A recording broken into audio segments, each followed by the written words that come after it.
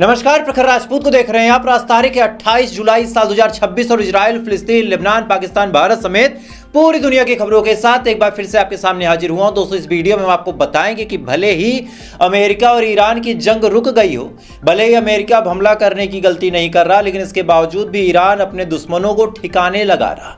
मतलब वो ग्रुप जो चोरी छुपे हमला किया करते थे, अब उन तमाम ग्रुपों पे मौत का मंजर बन के कूद रहा है ईरान। और ऐसा क्यों कह रहा हूं, इसके बारे में इस वीडियो में हम डिटेल में बताएंगे। और साथ ही सऊदी अरब और यमन की झड़प ने एक नया ही रूप ले लिया है, और इस नए रूप में आपको क्या कुछ देखने को मिलेगा, इसके बारे में भी हम आपको डिटेल बात करेंगे। और साथ ही दोस्तों, चाइना भारत के बॉर्डर पे लाके अपने एडवांस फाइटर जेट को खड़ा कर रहा, और ये भारत के लिए बहुत बड़ा खतरा है। लेकिन भारत की सरकार कहाँ व्यस्त है, भारत की सरकार को छोड़ दीजिए, अब भारत के लोग क्या कुछ कर रहे हैं, इसके बारे में जब आप सुनेंगे तो सुनने के बाद आपके पैरों तले जमीन खिसक जाएगी। और साथ ही दोस्तों, इस वीडियो में हम आपको ये भी बताएंगे कि इस समय जो ईरान का माहौल है प्रोटेस्ट जैसा बनता चला जा रहा है। और ये बात क्यों कह रहा हूँ, इसके पीछे एक बहुत बड़ी कहानी है। अब ये कहानी क्या है वो भी आपको बताऊंगा। और साथ ही ईरान इसमें सऊदी और ओमान के साथ बातचीत कर रहा है। बातचीत किस मुद्दे पे है, क्या पूरी कहानी है, वो भी इस वीडियो में आपको डिटेल में पता चलेगा। यानी यकीन मानिए दोस्तों, एक ही वीडियो में पूरी दुनिया की वो तमाम बड़ी खबरें, जिन खबरों को देखने के लिए आपको अलग अलग चैनलों पे जाना पड़ता है, घंटों का आप वक्त जाया करते हैं, हम बड़े ही आसान भाषा में, बड़े ही कम शब्दों में आपको पूरी खबरें बताते हैं। इस वजह से अगर आप चैनल पर नए हैं तो वीडियो को लाइक जरूर कर लीजिएगा, चैनल को सब्सक्राइब कर लीजिएगा। और साथ ही कमेंट में आप इस वीडियो को कहां से देख रहे हैं कमेंट करके बताइएगा। तब तक एक एक करके मैं आपको खबरें बताता हूं। सबसे पहली, सबसे बड़ी, सबसे अहम खबर यह है कि ईरान के साथ, मतलब ईरान के ही हथियार थे हुतीज के पास, और हुतीज ने सऊदी अरब के ऊपर बहुत बड़ा हमला किया है। और इस हमले में सऊदी अरब को जबरदस्त नुकसान पहुंचा। और नुकसान का अंदाजा आप इसी बात से लगा ले कि जब से यमन के हुतीज सऊदी अरब के ऊपर हमला कर रहे हैं, सऊदी अरब का ऑयल प्रोडक्शन 40% की दर से घट गया है। 40% की दर से घट गया है। और यह हमला हुआ क्यों? दरअसल सऊदी अरब का जो डिफेंस पैक्ट है वो पाकिस्तान के साथ है, और पाकिस्तान इतना बड़ा धोखेबाज मुल्क है कि ये जिसके भी साथ रहा आज तक उसकी लंका लगा दी। ये अमेरिका के साथ गया, अमेरिका को लाके ईरान में पिटवा दिया।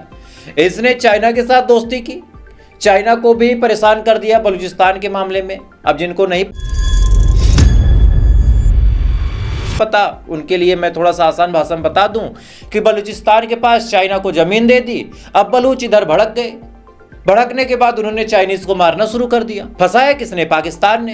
इधर अमेरिका को लालच दे दी कि हम तुमको रेयर अर्थ मिनरल दे देंगे, ये लालच दे के अमेरिका को भी नचा के लड़वा दिया ईरान से। तो ये तमाम नौटंकियां तो पाकिस्तान करता है। अब सुनिए, ऐसी पाकिस्तान ने सऊदी अरब से कहा कि भैया तुम्हारा मसला हमारा मसला, तुम्हें कोई दिक्कत होगी हम तुम्हारे साथ खड़े। ये सब सुनते ही भाई सऊदी अरब वाला फूल गया। उसको लगा कि चलो यमन के हूती से टक्कर ले लेते।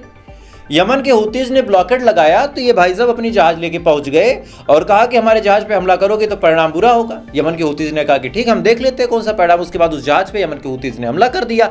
अच्छा, जब हमला कर दिया तो इन्होंने भी सना इंटरनेशनल एयरपोर्ट के पास एयर स्ट्राइक कर दी। इसी का रिजल्ट ये निकल के सामने आया कि सऊदी अरब ने एक प्लांट बनाया था, और इस प्लांट की कहानी ये थी कि अगर स्ट्रेट ऑफ हार्मोज बंद हो तो इस पाइपलाइन के जरिए तेल को बाईपास करके पूरी दुनिया में सऊदी अरब बेच सकता था। अरामको के पास ये जगह थी, और सैटेलाइट इमेज जो आपके सामने अभी विजुअल्स चल रहे हैं उसके माध्यम से आप देखिए कि किस हिसाब से उस जगह पे हमला कर दिया गया, और उस जगह पे हमला करके उस जगह को डैमेज कर दिया। और इसकी वजह से सऊदी अरब का ऑयल एक्सपोर्ट जो है वो 40% गिर गया। और सऊदी अरब की शान में जो धब्बा लग रहा है वो तो अलग बात है। अब सऊदी अरब कह रहा है कि हमारे ऊपर ये जो हमला हुआ है इसका बदला हम लेके रहेंगे। और यमन के हूतीज कह रहे हैं कि जब तक हमारे ऊपर सऊदी अरब, पाकिस्तान या फिर किसी और देश के कहने पे आके हमला करता रहेगा, हम भी ऐसे रिएक्शन देते रहेंगे, चाहे कोई खुश रहे चाहे कोई नाराज हो जाए। खैर, इधर तो सऊदी अरब को ये तगड़ा झटका लगा। ये दोस्तों, इधर कहानी ये है कि भाई साहब ईरान के साथ अमेरिका ने सीज फायर कर लिया। अब अमेरिका की दोगलापंथी आप देखिए, यही चीज मैं अरबों को समझाता हूं कि भाई अमेरिका फंसा के सीज फायर करके निकल जाएगा, झेलोगे तुम। सेम चीज हुई। अमेरिका ने इराक में अपने अलग अलग बेसिस का इस्तेमाल करके, और खासकर जो इराक के अंदर कुर्द लड़ाके हैं उनका इस्तेमाल करके ईरान के ऊपर हमले किए। अब हमला किया, ईरान भड़क गया। उसका जब ईरान भड़क गया तो ये सीज फायर करके निकल चुके हैं। अब चूंकि ये सीज फायर करके निकल चुके हैं, ऐसे हाल में अभी भी ईरान इराक को बख्श नहीं रहा। ईरान ने इराक के अलग अलग इलाकों में, खासकर इरबिल जैसे जगहों पे बड़े हमले किए हैं। पूरा इरबिल जल रहा है। और चूंकि यहाँ पे जो कुर्द लड़ाके हैं जो अमेरिका के कहने पे चलते वो रहते, इस वजह से इराक की सरकार भी इंटरफेयर नहीं कर पा रही और किस हिसाब से इंपैक्टफुल हमला रहा। मैं चाहूंगा कि वीडियो देखें आप।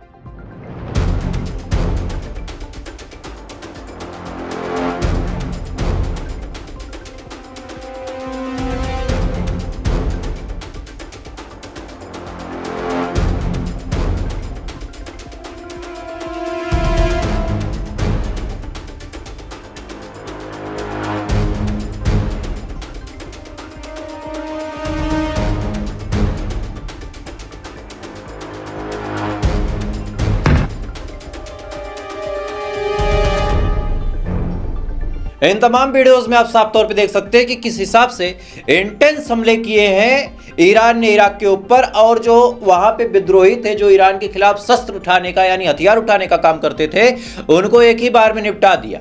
अब सुनिए, सऊदी अरब ने अलग ही अपना रोना शुरू कर दिया। सऊदी अरब ने कहा है कि हमारे पर जो हमला हुआ था इसमें कहीं ना कहीं इराक का भी हाथ था।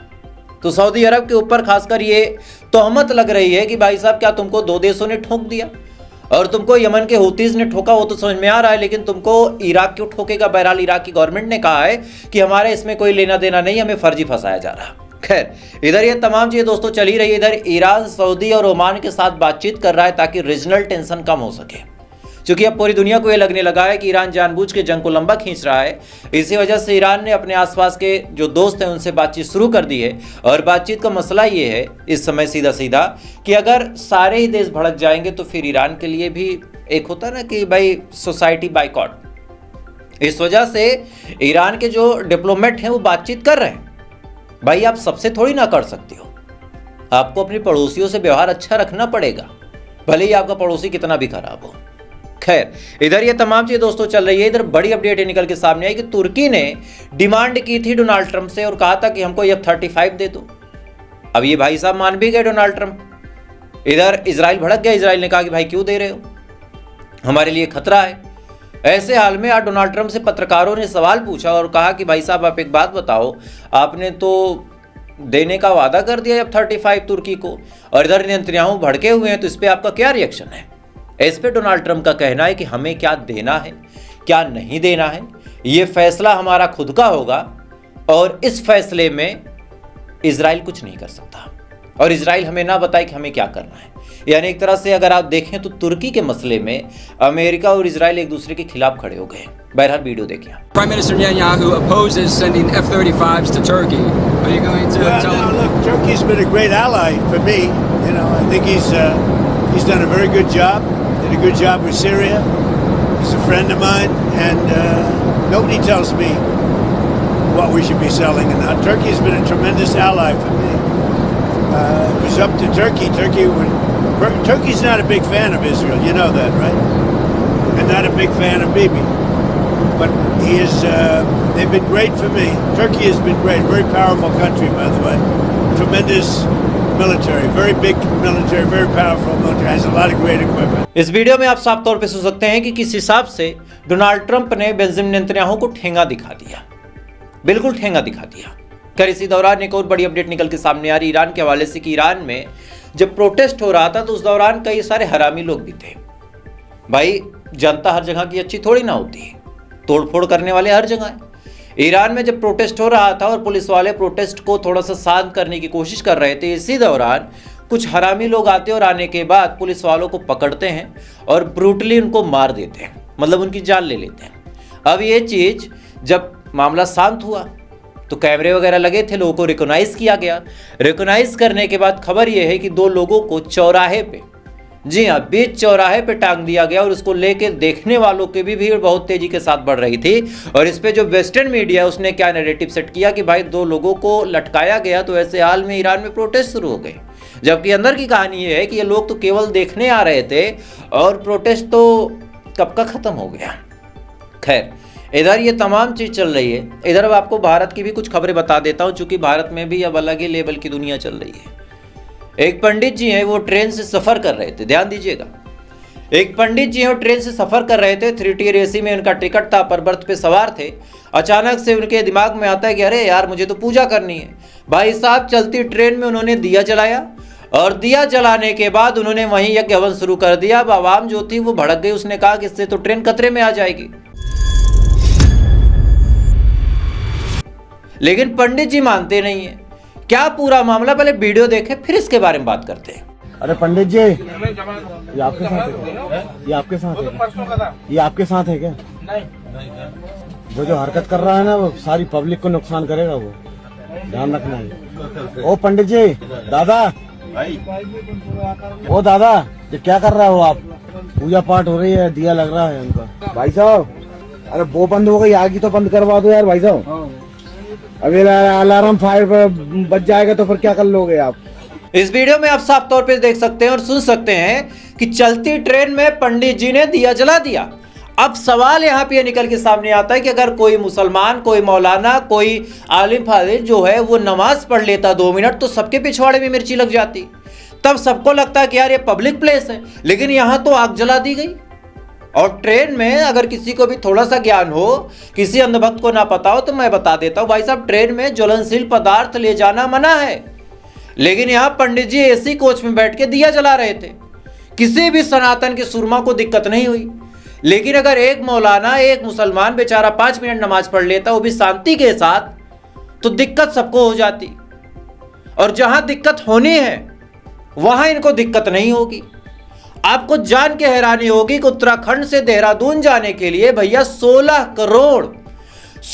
करोड़ में रोड बनी थी। स्पेस टेक्नोलॉजी से रोड बनी थी। 16 दिन नहीं टिक पाई, रोड धंस गई। वीडियो देखें आप।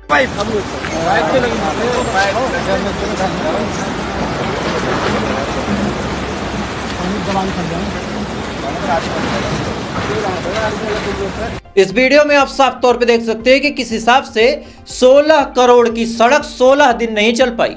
अब सुनिए दोस्तों, इधर तो ये 16 दिन नहीं चल पाई, लेकिन आगे की बात आप सुनिए कि हमारे देश पे कितना बड़ा खतरा मंडरा रहा है। लेकिन ये गोदी मीडिया और भक्त लॉबी कभी आपको नहीं बताएगी। हम ईरान की बात करते हैं कि उसने ये ड्रोन बना लिया। हम रशिया की बात करते हैं कि रशिया ने यहाँ अटैक कर दिया। हम यूक्रेन की बात करते हैं कि भैया उसने सऊदी को ठोक दिया। मतलब ये बात तो कंफर्म हो गई कि बॉर्डर पे आज तनाव हर जगह है, और जो देश पहले से तैयार नहीं बैठे वो पिट गए। आज सऊदी पिट रहा है, यमन जैसा छोटा देश पटक के मार रहा है इनको। अब सुनिए, हमारा पड़ोसी चाइना हमारे बॉर्डर के पास 11 J-20 फाइटर जेट तैनात कर चुका है। 11 का मतलब आप समझ रहे हैं? 5th जनरेशन का यह फाइटर जेट है, और हमारे पास 5th जनरेशन का एक भी नहीं है। वो हमारे बॉर्डर पे लाके रख चुका है। ये बॉर्डर पे लाके रख चुका है, लेकिन गोदी मीडिया इसके बारे में नहीं बताएगी। भैया वेस्टर्न मीडिया में ये खबरें चल रही हैं कि भारत के लिए चाइना बड़ा खतरा बनता चला जा रहा। इसके अलावा लद्दाख के पास इसने फायर टेस्टिंग की, इसके बारे में भी आपको गोदी मीडिया नहीं बताएगा। अब सुनिए, एक फुल्ली लोडेड ड्रोन, जिसकी तस्वीर आप स्क्रीन पे देख सकते हैं, ये फुल्ली लोडेड ड्रोन है और ये 24 घंटे तक आराम से उड़ सकता है। और इसकी टेस्टिंग कर ली चाइना ने। 24 घंटे तक उड़ने वाला ये ड्रोन फुल लोड रहेगा। मतलब इस पे आप कुछ भी लगा दे, 24 घंटे तक आपको इसको पूछना नहीं है। कहीं से भी उड़ा दे, कहीं तक पहुंचा दे, कोई दिक्कत नहीं। मतलब भारत के ऊपर आराम से सर्विलांस कर सकता है। भारत के ऊपर आराम से चाइना सर्विलांस कर सकता है। लेकिन हम कहां उलझे हैं? सोचिए जरा कि कोई मुल्ला नमाज ना पढ़ पाए। अब एक भाई साहब ने डिमांड कर दी कि जब कावड़िया निकलेगी तो वहां कोई मुस्लिम पुलिस वाला नहीं होना चाहिए। अब इसके पीछे क्या लॉजिक है, या तो वही भाई साहब जान सकते हैं या तो फिर ऊपर वाला जान सकता है। मुझे तो नहीं समझ में आया कि ड्यूटी करने से क्या दिक्कत है। भाई ड्यूटी करने से क्या दिक्कत है, कोई भी ड्यूटी करे। अच्छा, एक सवाल और है, जब ऐसे मामले होंगे तब आप नाम देखते हो कि भाई फला खान है तो ये कावड़िया में ड्यूटी नहीं कर पाएगा। लेकिन जब स्टूडेंट प्रोटेस्ट कर रहे थे तब वहां पे आपने नेम प्लेट हटा दी कि कौन है, नाम हम नहीं बताएंगे। तो यहां भी वो काम कर दो भाई, ड्यूटी लगा दो, नाम मत बताओ। भाई लॉजिकल बात कर तो रहा हूं, यहां भी ड्यूटी लगा दो, नाम मत बताओ। क्या कहा जाए ऐसे लोगों की सोच को, ऐसे लोगों की मानसिकता को। दुश्मन छाती पे हमारे चढ़ा आ रहा है, लेकिन हमें कोई फर्क नहीं पड़ रहा। क्यों नहीं पड़ रहा आपको भी पता है। खैर, तो फिलहाल दोस्तों अभी के लिए बस इतना ही। बाकी थोड़ी देर बाद आपसे फिर मुलाकात होगी ऐसी किसी खबर के साथ। तब तक आप अच्छे रहे, खुश रहे, अपना ख्याल रखिए, अपने देश का ख्याल रखिए। जय हिंद। ऊपर वाला आपकी बात करे।